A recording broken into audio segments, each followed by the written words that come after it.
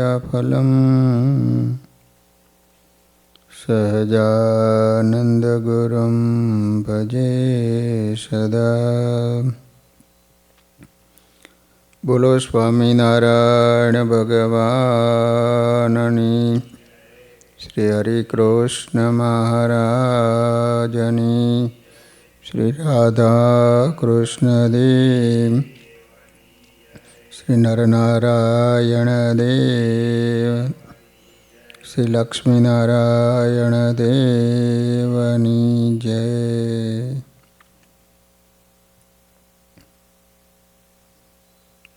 બધા જ હરિભક્તોને ઘણા ભાવથી જય સ્વામિનારાયણ. વાલા ભક્તજનો, આપણે સદગુરુ વર્ય આનંદાનંદ સ્વામીનું જીવન ચરિત્ર શ્રવણ કરી રહ્યા છીએ. આનંદાનંદ સ્વામીએ જેતલપુરમાં ભવ્ય મંદિર બનાવ્યું. પછી સ્વામી પ્રાય જેતલપુરમાં જ રહ્યા હતા. જ્યારે સ્વામી માનસી પૂજા કરે ત્યારે મહારાજ પ્રત્યક્ષ જમતા. એકવાર પ્રત્યક્ષપણે જમતા જમતા મહારાજે આનંદાનંદ સ્વામીને વાત કરી કે સ્વામી, વાડીમાં હવે માંડણ ભગતની જગ્યાએ બીજા કોઈ માણસને રાખો. કેમ છે? માંડણ ભગત વાડી ટોવે કહેતા રખેવાળી કરે છે અને એના મારું ધ્યાન કરે છે. તેથી એમને ધ્યાનમાં વિક્ષેપ થાય છે. માટે એને ધ્યાનમાં વિક્ષેપ ન થાય તે સારું બીજો માણસ રાખો. કેવા મહાન હશે માંડણ ભગત, જેની ચિંતા સ્વયં શ્રી હરિ કરે છે.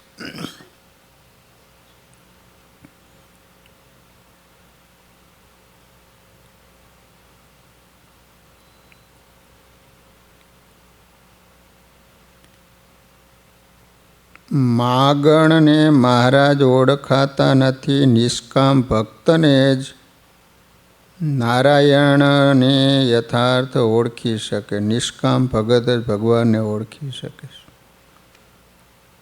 નિષ્કામી નર નારાયણને વાલો લાગે છે. પ્રભુ પ્રાપ્તિનો મહાયજ્ઞ નિષ્કામતા છે. નિષ્કામ ભગતની સાથે જ નારાયણ રહે છે. જે ભગત થયો એ ભગવાનનો લાડકવાયો દીકરો બન્યો. જેમ માત પિતાના થઈને રહેનાર દીકરાને મા બાપ અપ્રેરિત મદદ કરે છે, સર્વ પ્રકારે રક્ષા કરે છે, એમ માંડણ ભગત પ્રભુના દીકરા બની નિષ્કામ ભાવે સેવા કરે છે. એટલે મહારાજે એમના ભજનમાં વિક્ષેપ ન થાય એનું ધ્યાન રાખ્યું.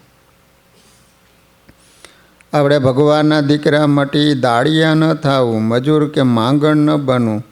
જો નિષ્કામ ભાવે સેવા ભજન કરીશું તો આપણું ખાવું, પીવું, સૂવું, જાગવું વગેરે તમામ ક્રિયા ભક્તિ બની જાય છે. ઊંઘમાં પણ ભજન થશે, સદા આનંદમાં રહેવાય છે. જેવો શ્રી હરિને સતત સંભાળે એને ભગવાન કદી ભૂલતા નથી. જે પોતાની ચિંતા છોડી શ્રી હરિ અને સંતોની સેવામાં સમર્પિત થઈ જાય એની ચિંતા સ્વયં શ્રી હરિ કરે છે. કોણ હતા એ માંડણ ભગત? એની સ્થિતિ કેવી હતી? તો જેતલપુરની વાડી બાજુમાં ગામડી નામે ગામ છે, ગામડી ગામ.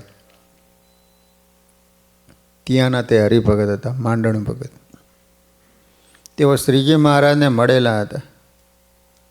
એમને આનંદાનંદ સ્વામી સાથે ખૂબ હેત હતું. એમની ઉંમર મોટી, પણ સ્વામી ભેળા સમર્પિત થઈને જેતલપુર મંદિરની વાડીની સેવા સંભાળતા હતા. સેવા કરતા થકા પણ ભગવાન ન ભૂલે એવા એ ભજનાનંદી અને મહાસ્થિતિવાળા ભગત હતા. એટલે શ્રી હરિએ સ્વામીને કહ્યું, માંડણ ભગતની જગ્યાએ બીજો માણસ રાખો. આનંદાનંદ સ્વામી મહારાજને કહ્યું કે મહારાજ, આપ બીજો માણસ રાખવાનું કહો છો, પણ બીજો માણસ નથી તો ક્યાંથી લાવીએ? આ જવાબ સાંભળી મહારાજ તરત અદૃશ્ય થઈ ગયા. ખુદ ભગવાન કહે તો પણ તેમ થાય નહીં એવો આ લોક છે.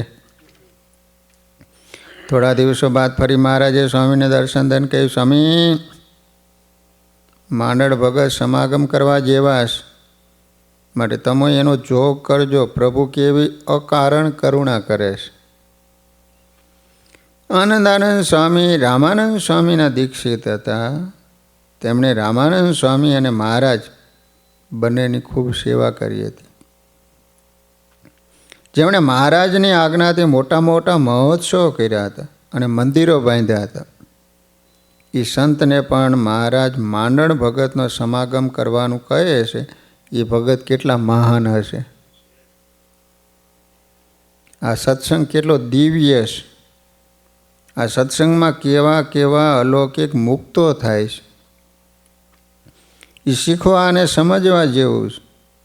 જોકે સંતોની એક મુશ્કેલી છે કે મોટી ઉંમર હોય, કાયમ સૌને ઉપદેશ દીધો હોય, એટલે પોતાથી શ્રેષ્ઠનો સમાગમ કરવાની વાત આવે તો ઓછી ફાવે.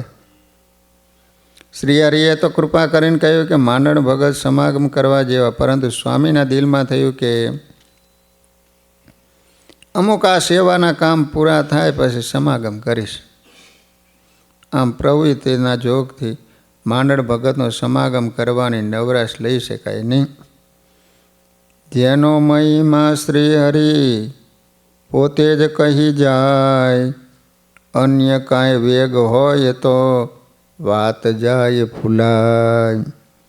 આજ્ઞા ન પડી નાથની, જુઓ પ્રવૃત્તિનું જોર, જ્ઞાન સમજી વિચારીને પ્રવૃત્તિ કરવી થોર. પ્રવૃત્તિ માપે રાખવી. ખરેખર જરૂર હોય તો મંદિર બંધાય, સંસ્થા કરાય, મહંતાય કે કથા પારણ કરાય, પણ આપણો સત્સંગ ઘસાઈ જાય એવું તો કાંઈ ન જ કરાય. સત્સંગ અને જીવનું કલ્યાણ પ્રથમ નંબરે રખાય, ભૌતિક વિકાસ બીજા નંબરે રખાય. કેમ જે ભૌતિક વિકાસ આધ્યાત્મિક વિકાસનો મળ છે, મળ. આપણે આધ્યાત્મિક ગુણોથી ભરેલા હોઈશું તો ભૌતિક પદાર્થનો તો આપમેળે ઢગલો થશે. આપણા તમામ સંતોએ વ્યવહારનું ખંડન કર્યું છે. વ્યવહાર કે લૌકિક કામ સુધારવા, મોક્ષ ન બગાડવા. ગુણાતીતાનંદ સ્વામી કહેતા, વ્યવહાર જોડાને ઠેકાણે છે અને સત્સંગ પાઘને ઠેકાણે છે. રસોડામાં જવું હોય ને ત્યારે જોડા બહાર ઉતારીને જવું પડે. એમ મોટા સંતોનો કે ભક્તોનો સમાગમ કરવાનો થાય ત્યારે જગતના કામ પ્રવૃત્તિ હૈયામાંથી કાઢી નાખવો જોઈએ. ગૃહસ્થને એના સંસારની પ્રવૃત્તિ હોય. એમ ઘણીવાર સંતોને પણ ભૌતિક વિકાસની પ્રવૃત્તિ ગળે ઝાલે છે. તે પાછી વૃત્તિઓ પાછી ભગવાનમાં ઠરવા દેતી નથી, મોટા સાધુનો સમાગમ કરવા દેતી નથી. પ્રવૃત્તિનું જબરું જોર છે.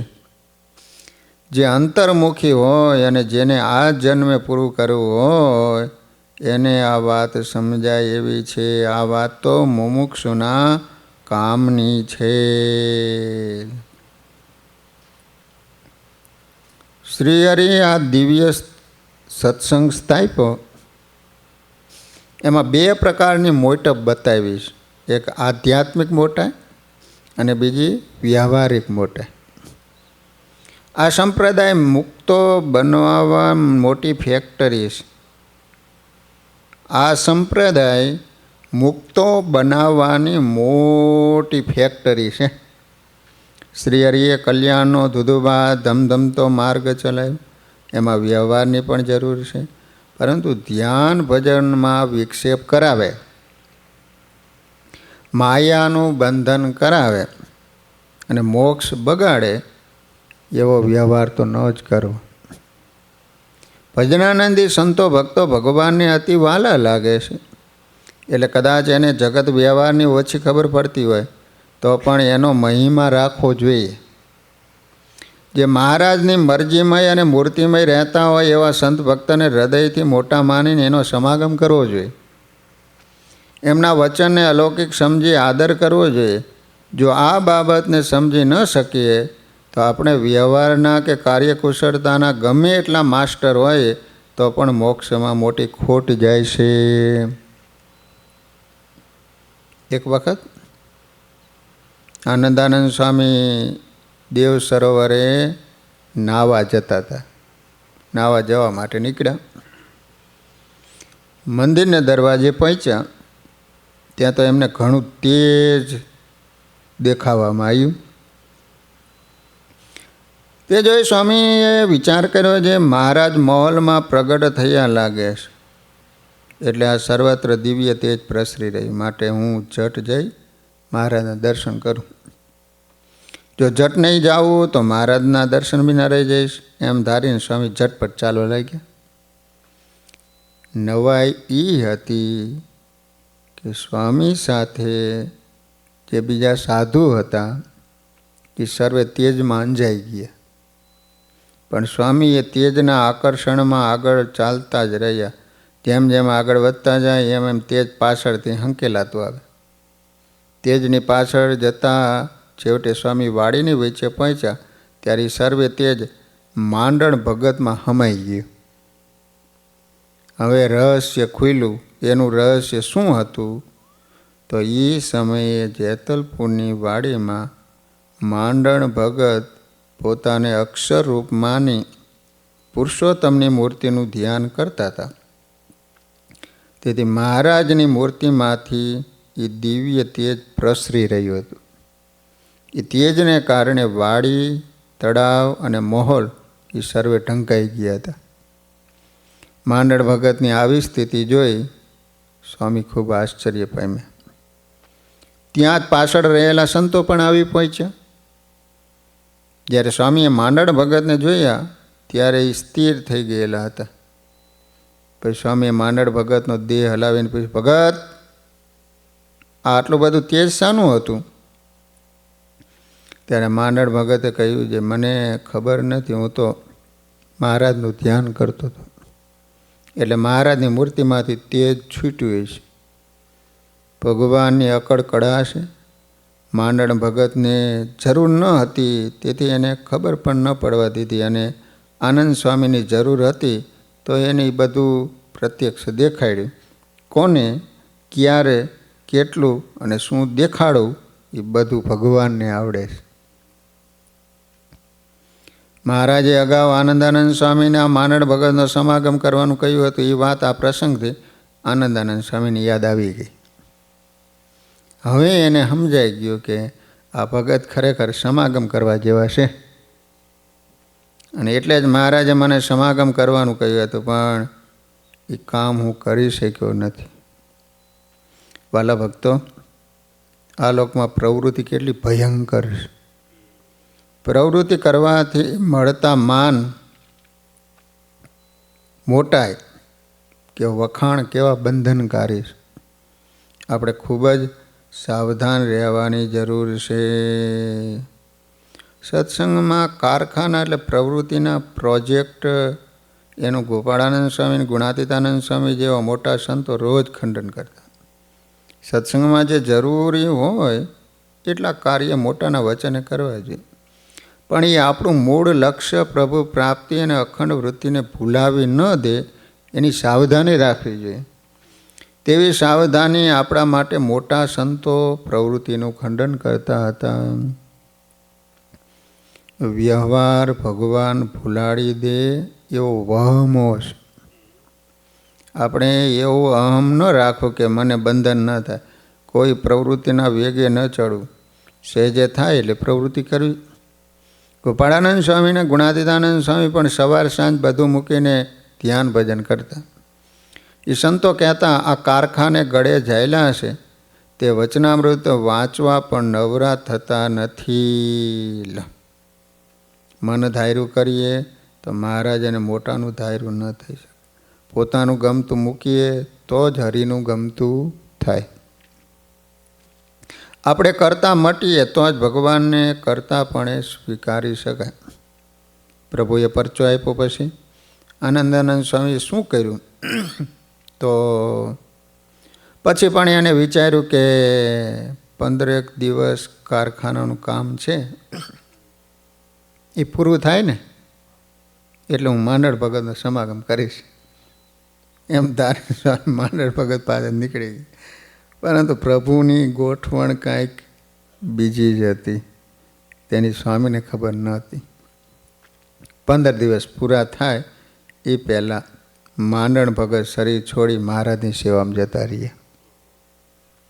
જ્યારે માંડણ ભગતે દેહ મૂક્યો એ સમયે પણ આનંદાનંદ સ્વામીને તેજોમય અનંત મુક્ત સહિત મહારાજે દર્શન આપ્યું હતું.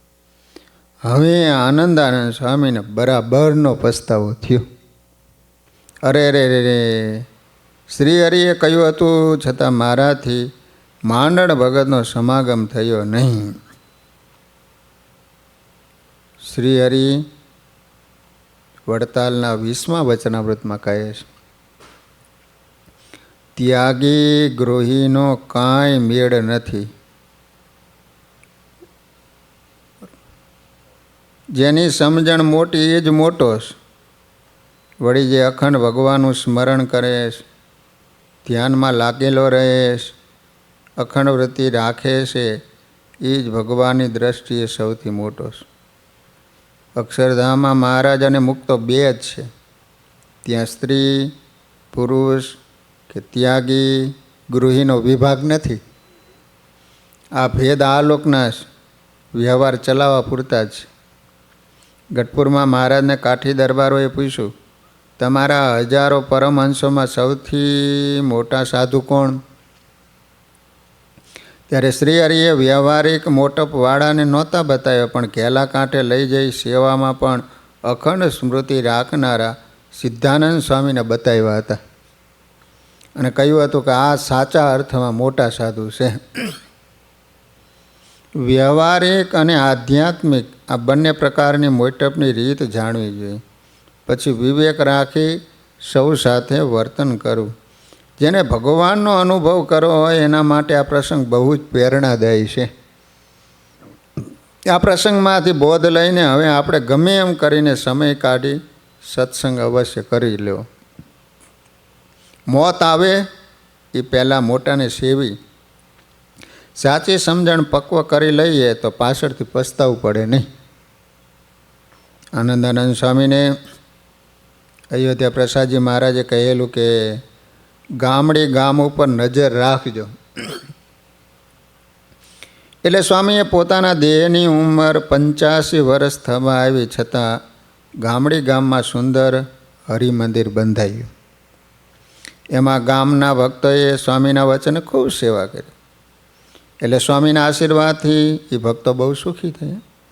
જેણે જેણે એ મંદિરમાં સેવા કરી એના સર્વે મનોરથ શ્રીજી મહારાજે પૂરા કર્યા. રોગી નિરોગી થયા, નિર્ધન થયા ધનવાન, વાંઝિયા પાયમાં દીકરા, બેઘર પાયમાં મકાન, નિર્લજ કૂપ સજલ થયા, બુદ્ધુ થયા બુદ્ધિવાન, જ્ઞાન જુઓ આ સંતનો મહિમા કેવો મહાન.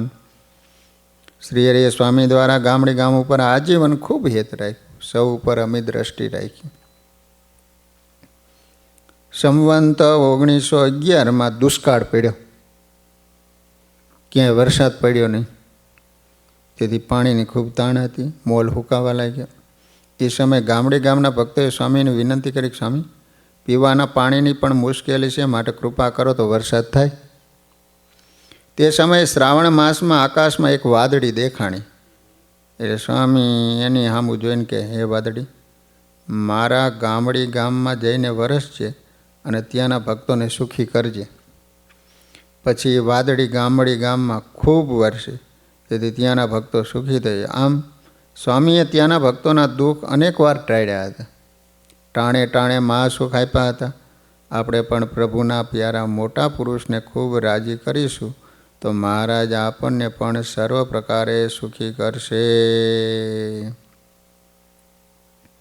સંવંત 1906ની સાલમાં અમદાવાદમાં શ્રી સ્વામિનારાયણ મંદિરમાં હવેલીનું કાર્ય પૂરું થયું. એની ઉજવણીના પ્રસંગે અયોધ્યા પ્રસાદજી મહારાજે વડતાલમાં પણ આમંત્રણ આપ્યું. તેથી વડતાલ ધામથી રઘુવીરજી મહારાજ, ગોપાળાનંદ સ્વામી, નિત્યાનંદ સ્વામી, સુકાનંદ સ્વામી, ગુણાતીતાનંદ સ્વામી વગેરે અમદાવાદ પધાર્યા. પછી બંને આચાર્યશ્રીઓ અને સદગુરુ સંતોના સાનિધ્યમાં રોજ સભાનું આયોજન થતું. એમાં મોટા સદગુરુઓ કથા વાર્તાની હેલી વરસાવતા હતા. એ સમયે બંને આચાર્યશ્રી એક પાઇટ ઉપર બિરાજતા. આવો એમનો સંપ જોઈ સૌના હૈયામાં ખૂબ આનંદ થતો. એક દિવસ અયોધ્યા પ્રસાદજી મહારાજે સદગુરુ ગુણાતીતાનંદ સ્વામીને વાતો કરવાની આજ્ઞા કરી. ત્યારે સ્વામિનારાયણ ભગવાનના મહિમાની અને સર્વોપરીપણાની વાતો કરવા માંડ્યા. એમાં મહારાજે સર્વે આવિર્ભાવોથી મોટા અને સર્વોપરી કહ્યા. મહારાજને એ વાતને કેટલાક સંતો ભક્તોને ઘેડ ન બેઠી. તેથી તે સંતો ભક્તોએ આચાર્ય મહારાજને કહી, ગુણાતીતાનંદ સ્વામી આજે સભામાં જે વાત કરી એમાં શાસ્ત્રનો બાધ આવે એવી વાત કરી. હવે આપ એને બોલાવીને કંઈક કહો તો ઠીક. પછી આચાર્યશ્રીએ સ્વામીને બોલાવીને કહે, સ્વામી તમારે હવે શાસ્ત્રોમાં બાધ આવે ને એવી વાતો ન કરવી. આ વાત સાંભળતા આનંદાનંદ સ્વામી તે તો સંત હરિભક્તોને કહ્યું, બેટી કા બાપ ફરિયાદ ક્यों કરતે હો? ગુણાતીતાનંદ સ્વામી વાત કરી એમાં શાસ્ત્રનો શું બાધ આવે? ગામ તેરામાં શ્રીજી મહારાજે આવી વાતો કરતા હતા તે શું તમે નથી જાણતા? ત્યારે જે જાણતા હતા એ સંતો કે સ્વામી તે દિવસે તો એવું પ્રકરણ હતું એટલે મહારાજ એવી વાતો કરતા હતા. ત્યારે આનંદાનંદ સ્વામી કે બેટી કા બાપ प्रकरण तो क्रिया का फिरता है, सिद्धांत का नहीं. सिद्धांत तो स्थायी होता है, उसका प्रकरण नहीं फिरता. પછી કોઈક સંતે પૂછ્યું, વચનામૃતમાં આવી વાતો છે? ત્યારે સુખમુનિ ત્યાં ઊભા હતા ને એને કહ્યું, હા ઘણે ઠેકાણે છે. જો સરખું વાંચતા અને સમજતા આવડે તો સમજાય. ત્યારે કેટલાક સંતો કહે વચનામૃતમાં હોય તો પણ સભામાં એવી વાતો ન કરવી જોઈએ. ત્યારે ગોપાળાનંદ સ્વામીએ એ શાસ્ત્રીઓને ઉદ્દેશીને કહ્યું, તમારે એ વાત કરવી હોય તો કરવી અને ન કરવી હોય ને તો ન કરવી, પણ ગુણાતીતાનંદ સ્વામીને તો બધી છૂટ છે. આમ ગુણાતીતાનંદ સ્વામીની વાતો ઉપર ગોપાળાનંદ સ્વામીએ પ્રામાણિકતાનો સિક્કો માર્યો અને પછી કહ્યું, અક્ષરધામમાં શ્રીજી મહારાજને પામવું હોય ને તો એને સર્વોપરી જાણ્યા વિના કોઈને છૂટકો જ નથી. જેને સ્વામિનારાયણ ભગવાનની સર્વોપરિતા સમજાય છે એના ખરા કૃપાપાત્ર બને. જેને સાચા અર્થમાં શ્રી હરિ સર્વોપરી સમજાય જાય એ રાગ દ્વેષ અને માન અપમાનથી પર થઈ જાય. પછી તો અખંડ પ્રભુ પરાયણ બની જાય છે. સર્વોપરીને પામવા માટે સર્વોપરીને સમજવા જરૂરી છે. સ્વામિનારાયણ ભગવાનને જેમ છે એમ સર્વાવતારી સમજે અને ભજે એ જ એને પામે. શ્રીહરિને યથાર્થ સમજ્યા વિના અક્ષરધામમાં જવાતું નથી. એટલે સ્વયં શ્રીહરિ અને મોટા સંતો સર્વોપરી ઉપાસના સમજાવવાનો અતિ આગ્રહ રાખતા. કેવા છે એ સર્વોપરી સ્વામિનારાયણ ભગવાન? આપણે એને કેવા સમજવા જોઈએ એનો જવાબ જાણવા માટે ચાલો આગળ આવતા પ્રસંગને એકાગ્રતાથી વાંચીએ, વિચારીએ અને સમજવાનો પ્રામાણિક પ્રયાસ કરીએ. જેને સર્વોપરી સ્વામિનારાયણ ભગવાનનો આશરો થયો, સાચા સંતો ભક્તોનો યોગ મળ્યો, દિવ્ય સત્સંગ મળ્યો અને આ મહિમા જીવમાં દ્રઢ થયો, એ બધા બળભાગી છે. ભગવાનનું બળ જીવને તારી દે છે, ન્યાલ કરી દે. ભગવત બળ એ જ સર્વોત્તમ બળ છે. સંવંત 1914ની સાલ હતી. ગુણાતીતાનંદ સ્વામી ચૈત્રી સમયો કરવા વડતાલ પધાર્યા હતા. ત્યાર પછી અયોધ્યા પ્રસાદજી મહારાજે ગુણાતીતાનંદ સ્વામીને સત્સંગનો લાભ આપવા માટે અમદાવાદ તેડાવ્યા. એ ગુણાતીતાનંદ સ્વામી, સુખમુનિ, પવિત્રાનંદ સ્વામી વગેરે સંતો અને શિવલાલભાઈ વગેરે હરિભક્તોને સાથે લઈને અમદાવાદ પધાર્યા. બીજે દિવસે ચોકમાં મોટી સભા થઈ.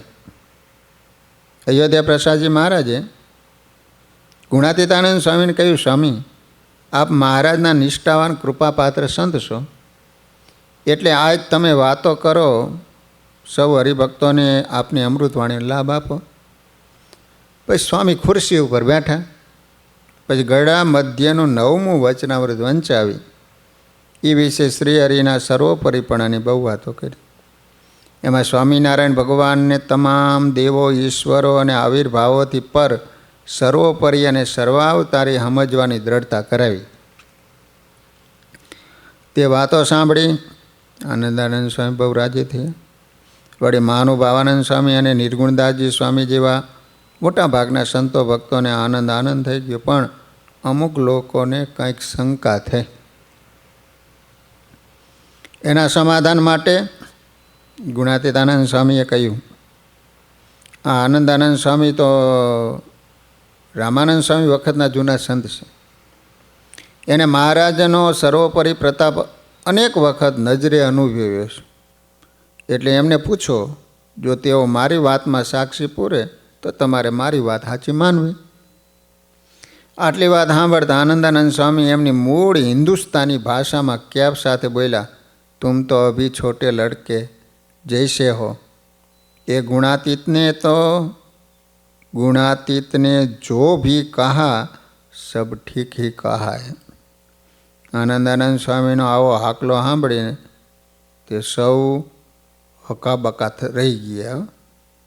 વાલા ભક્તો, સ્વામિનારાયણ ભગવાનની સર્વોપરિતાની વાતો સિંહણના દૂધ જેવી છે. જેના ઉપર શ્રી હરિ કે મોટા સંતની કૃપા હોય એને જ પચે છે. આવી સર્વોપરિતાની વાતો ગુણાતીતાનંદ સ્વામી જેવા મોટા સંતો નહીં, સ્વયં શ્રીહરિ પણ કરતા હતા. એનો સૌથી મોટો પ્રબળ પુરાવો પુરુષોત્તમ પ્રકાશ ગ્રંથમાં છે. નિષ્કુળાનંદ સ્વામીએ તેમાં શ્રીહરિના મુખેથી બોલાયેલા શબ્દો બેઠે બેઠા લખ્યા. આ વારનો જે અવતાર રે, એવો ન થાય વારંવાર રે, નથી આવ્યા ને આવશું ક્યાંથી રે, જેને જાણજો સૌ મનમાંથી. બીજા કોઈનું મનાય કે ન મનાય, પણ આ તો આપણા ઈષ્ટદેવ શ્રીહરિ પોતે બોલ્યા છે. એ તો સાચું માનવું જ પડે ને. જો ઈષ્ટદેવની વાત પણ ન મનાય તો આપણે સ્વામિનારાયણ ભગવાનના સત્સંગી છે ને.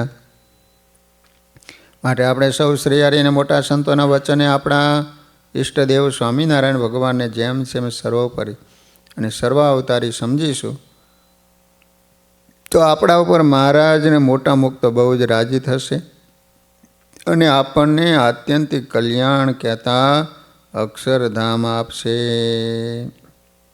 અમદાવાદમાં બીજે દિવસે ફરી સભા થઈ. ગુણાતીતાનંદ સ્વામી આજે પણ મધ્યનું 9મું વચનામૃત વંચાયું. પછી તેઓ મહારાજના સર્વોપરીપણાની બરભરી વાતો કેપ સાથે કરવા લાગ્યા. એમાં આનંદાનંદ સ્વામીની સાથે બનેલી વાતનું ઉદાહરણ આપ્યું. સ્વામીને પૂછ્યું, આનંદાનંદ સ્વામી, તમને મહારાજે મોટા મોટા સંતોના ઉપરી બનાવી સત્સંગ વિચરણમાં મોકલ્યા હતા. પછી તમે જ્યારે મહારાજની પાસે આવ્યા ત્યારે આ સંતો મારું માનતા નથી એમ કહી તમે મોટેરા રહેવાની ના પાડી, ત્યારે પ્રભુએ તમને શું કહ્યું હતું? સ્વામી કે મહારાજે મને કહ્યું, આ બધા સંતો છે એ તો સુખજી, નારદજી, નવયોગેશ્વર કે આવિર્ભાવો જેવા છે, એ તમારું કેમ માને? ऐसा खुद महाराज ने कहा था, यह बात बिल्कुल सच है. अरे ये तो बहुत बड़ी बात याद रखी. वળી ગુણાતીતાનંદ સ્વામી પૂછ્યું, મહારાજ ગાદીએ બેઠા ત્યારે વ્યાપકાનંદ સ્વામીને નિશ્ચય થતો નહોતો. પછી મહારાજ એને સમાધિ કરાવી. એમાં અનેક આવિર્ભાવો મહારાજની મૂર્તિમાંથી પ્રગટ થયા અને પાછા મહારાજની મૂર્તિમાં લીન થયા. આવા દર્શન થયા ત્યારે એને શ્રીહરિનો સર્વોપરી નિશ્ચય થયો. આ વાત સાચી છે. આ વાત સાંભળી આનંદાનંદ સ્વામી ઉત્સાહથી કહે, હા, પૂર્ણ સત્ય. એ બાત તો વ્યાપકાનંદજીને ही કહી थी. આ પ્રમાણે ગુણાતીતાનંદ સ્વામીએ ઘણી બધી જૂની વાતો યાદ કરાવી. એમાં સર્વેમાં આનંદાનંદ સ્વામી સાક્ષી બન્યા અને બહુ જ રાજી થયા. પછી સ્વામિનારાયણ ભગવાનની જય બોલાવી શણગાર આરતીના દર્શન કરવા ગયા. ત્યારે ગુણાતીતાનંદ સ્વામીનો હાથ ચાલીને આનંદાનંદ સ્વામી કહ્યું છે, અરે गुणातीतानंद तुमने तो बहुत अच्छी अच्छी बातें याद कराई। आनंदानंद स्वामी और गुणातीतानंद स्वामीનો સંવાદ સાંભળીને સૌને શ્રી હરિજીની સર્વોપરિતાનો કેફ ચડી ગયો। આ વખતે ગુણાતીતાનંદ સ્વામી અમદાવાદમાં 10 દિવસ રોકાયા। ત્યારે અયોધ્યા પ્રસાદજી મહારાજ પોતે સાધુઓને રસોઈ આપતા અને રોજ અબોટિયું પહેરી સંતોને ભાવથી પીરસતા હતા।